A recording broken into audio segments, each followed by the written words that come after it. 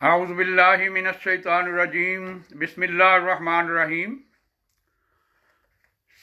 सामाईन कराम और मुअज़्ज़ज़ नाज़रीन, आपकी खिदमत में खाकसार मीर अब्दुल लतीफ़ एक और प्रोग्राम लेके हाजिर है। ये प्रोग्राम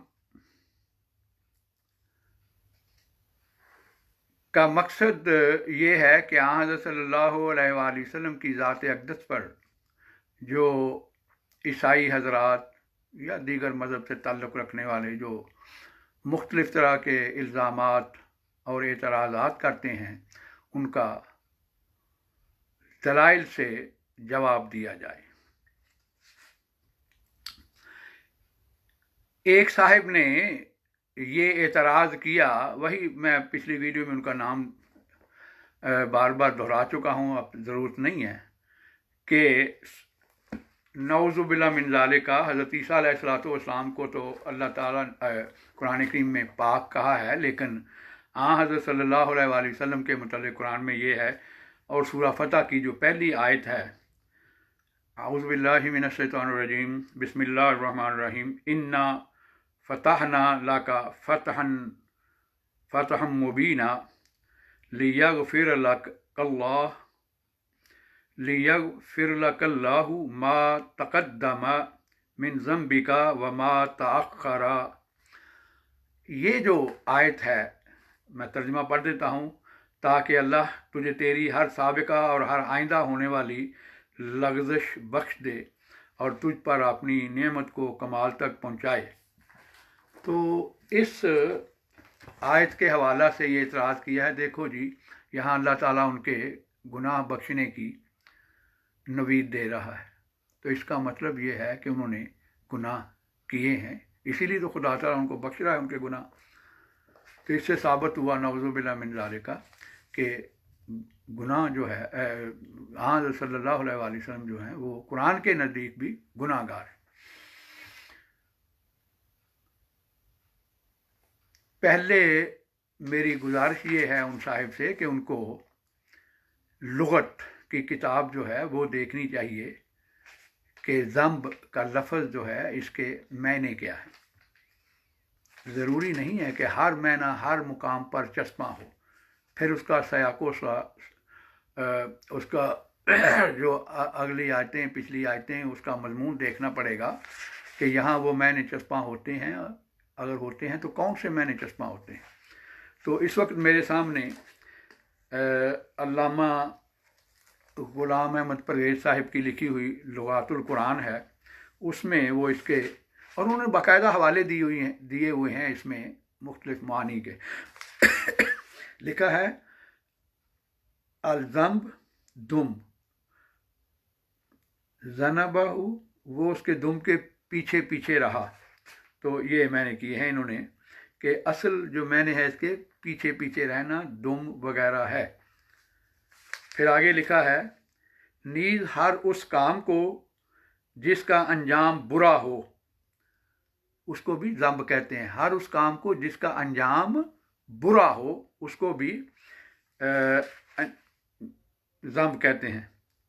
नीज़ किसी काम के नतीजा को भी ज़ंब कहते हैं, किसी काम के नतीजा को भी ज़ंब कहते हैं, किसी काम के बुरे नतीजा को भी ज़ंब कहते हैं। चूँकि दुम हमेशा जानवर के पीछे लगी रहती है, इसलिए उन इत्तहामात को भी ज़नूब कहा जा सकता है जो यूं ही किसी के पीछे चपका दिए जाएं, यानी किसी पर कोई इल्ज़ाम लगा दिए गए हों, तो उनको भी ज़ंब कहते हैं। जिस तरह अल-किफू दुम को कहते हैं, लेकिन उसके मायने तोहमत के भी हैं, उसके मायने तोहमत के भी हैं, यानी झूठा किसी पर कोई इल्ज़ाम लगाना। चुनाचे इसी आयत का वो हवाला भी देते हैं। चुनाचे सूरह फतह में जहाँ नबी करीम सल्लल्लाहु अलैहि वसल्लम के मुतल्लिक़ कहा है लियग़फ़िर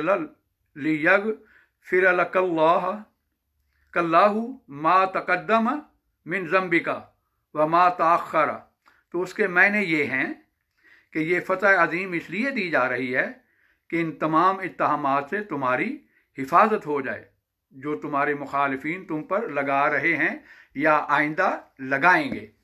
اب وہ اتہامات کیا ہیں؟ وہ حضرت صلی اللہ علیہ وآلہ وسلم کو ان کے مخالفین کہتے تھے یہ جھوٹا ہے، افتراء کر رہا ہے، نعوذ باللہ من ذالک، یہ مجنون ہے،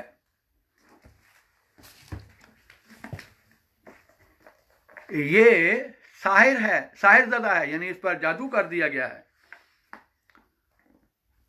تو یہاں 3 جگہ اس کا ذکر ہے اسی مضمون کا قرآن کریم میں حضرت صلی اللہ علیہ وآلہ وسلم کے تعلق سے، اور تینوں جگہ فتح کی خوشخبری ہے۔ ایک ہے سورہ مومن میں آیت نمبر 56 پہ، اور دوسرا سورہ محمد آیت نمبر 20، اور تیسری جگہ یہ جو سورہ فتح میں ہے۔ اب دیکھیں کہ فتح کا اور گناہ کا آپس میں کیا تعلق ہے،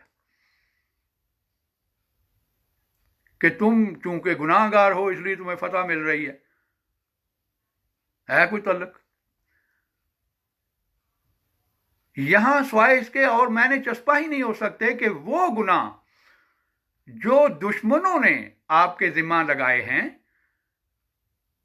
وہ صاف پتہ چل جائے گا کہ یہ ان کے صرف الزامات تھے، یہ ان کے اتہامات تھے، ان میں کوئی حقیقت نہیں تھی، کیونکہ خود بائبل میں یہ بات لکھی ہوئی ہے۔ اعمال کی کتاب چیپٹر نمبر 5 آیت نمبر 30 سے آگے 2-4 آیتیں پڑھیں تو اس میں یہ مضمون ملتا ہے۔ تھوڑا لمبا مضمون ہے، میں اس کا جو خلاصہ ہے وہ بیان کر دیتا ہوں۔ جو مسیح کے حواری تھے وہ لوگوں کو تبلیغ کر رہے تھے، اور لوگ ان کو تنگ کر رہے تھے اور کوشش کر رہے تھے، ان کی یہ تھی کہ ان کو ماریں، ان کو مارا جائے۔ تو ایک بزرگ یہودی بزرگ آئے اور انہوں نے کہا دیکھو ہوش مندی سے ان کے ساتھ کام کرو، ان کے ساتھ جو بھی تم نے سلوک کرنا ہے ہوش مندی سے کرو، عقل سے کام لو۔ اور پہلے انہوں نے آگے مثال دی کہ پہلے بھی جھوٹے نبوت کے دعوے دار ہوئے ہیں، ان کا انجام دیکھا، انہوں نے باقاعدہ نام لیا اس میں، اور پھر آگے یہ خلاصہ بیان کیا کہ اگر یہ سلسلہ جس کی یہ تبلیغ کر رہے ہیں خدا تعالیٰ کی طرف سے ہے تو تم ان کو ختم نہیں کر سکو گے، تمہاری کوششیں رائے گاہ جائیں گی، لیکن اگر یہ خدا تعالیٰ کی طرف سے نہیں ہے تو پھر تمہیں ضرورت ہی نہیں ہے، خدا خود ان کو ختم کر دے گا۔ یہی بائبل کا اصول جو ہے وہ اس کا یہاں ذکر ہو رہا ہے کہ اگر یہ محمد مصطفیٰ صلی اللہ علیہ وآلہ وسلم خدا تعالیٰ کی طرف سے نہ ہوتے تو ان کو فتح حاصل نہ ہوتی، ان کو یہ غلبہ حاصل نہ ہوتا، خدا تعالیٰ خود ان کو ختم کر دیتا۔ آپ کا غالب آنا، آپ کی فتح یہ ثابت کر رہی ہے کہ جو بھی حضرت صلی اللہ علیہ وآلہ وسلم پر الزامات لگائے گئے تھے دشمنوں کی طرف سے، انکار کرنے والوں کی طرف سے، وہ سب جھوٹے تھے، اس فتح نے یہ ثابت کر دیا ہے۔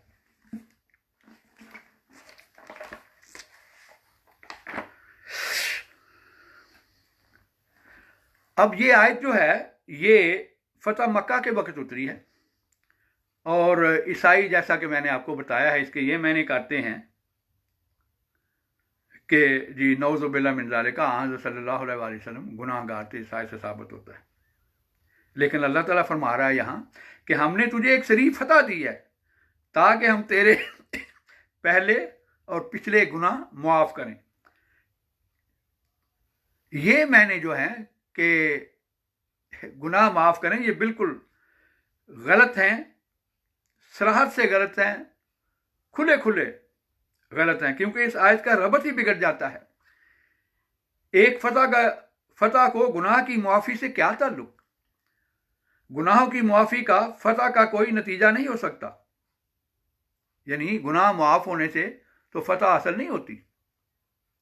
یہاں لفظ ذنب سے وہ عیب مراد ہیں جو کفار حضرت صلی اللہ علیہ وآلہ وسلم کی طرف منسوب کیا کرتے تھے کہ یہ شخص مفتری ہے، جھوٹا ہے، خدا تعالیٰ نے حضرت صلی اللہ علیہ وآلہ وسلم کو فتح دی جو کہ آپ کی صداقت کی علامت ہے، اور اس طرح خداوند تعالیٰ نے حضرت صلی اللہ علیہ وآلہ وسلم کو فتح دے کر ان تمام لڑائیوں کو دور کر، ان تمام الزاموں کو دور کر دیا جو کفار حضرت صلی اللہ علیہ وآلہ وسلم کی طرف منسوب کیا کرتے تھے۔ خدا تعالیٰ نے آپ کے سلسلہ کو پوری کامیابی دی اور آپ کے دشمنوں کو ہلاک کیا، اور اس طرح آپ کی سچائی کی شہادت دی۔ ربط کلام جو ہے وہ ان معنوں کی جو ابھی کیے گئے ہیں اس کی تائید کرتا ہے۔ تو یہ ہے حقیقت اس ذنب کی کہ وہ الزامات، وہ اتہامات جو کفار حضرت صلی اللہ علیہ وآلہ وسلم کے ذمہ لگاتے تھے، اس فتح نے یہ ثابت کر دیا ہے کہ وہ جھوٹے تھے اور حضرت صلی اللہ علیہ وآلہ وسلم سچے تھے۔ اس سے ہرگز یہ مراد نہیں ہے کہ حضرت صلی اللہ علیہ وآلہ وسلم نے کوئی گناہ کیے تھے۔ اگر اس کے یہی معنی ہیں جو عیسائی حضرات لیتے ہیں تو پھر ان کو بائبل کی تعریف کے مطابق، کہ بائبل کی تعریف یہ ہے گناہ کی کہ گناہ شریعت کی مخالفت ہے، یعنی خدا تعالیٰ کے کسی حکم کی جان بوجھ کر خلاف ورزی کرنا، یہ ہے گناہ۔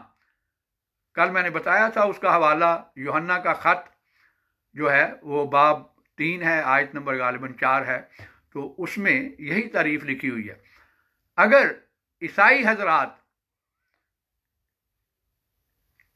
یہ کہتے ہیں کہ اس سے مراد حضرت صلی اللہ علیہ وآلہ وسلم کے وہ گناہ ہیں، تو پھر ان کو ثابت کرنا پڑے گا کہ حضرت صلی اللہ علیہ وآلہ وسلم نے کس موقع پر اللہ تعالیٰ کے کسی حکم کی خلاف ورزی کی ہے۔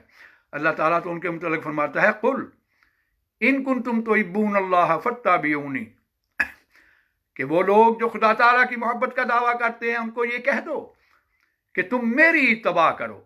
اس کا نتیجہ کیا ہوگا؟ یحببکم اللہ، کہ پھر اللہ تم سے محبت کرے گا۔ کیا گناہ گاروں کی اتباع سے اللہ تعالیٰ محبت کرنا شروع کر دیتا ہے؟ پھر اللہ تعالیٰ حضرت صلی اللہ علیہ وآلہ وسلم کے متعلق فرماتا ہے کہ ان کے اسوہ حسنہ کہا ہے، اسوہ حسنہ کی اتباع کرو سورہ احزاب میں۔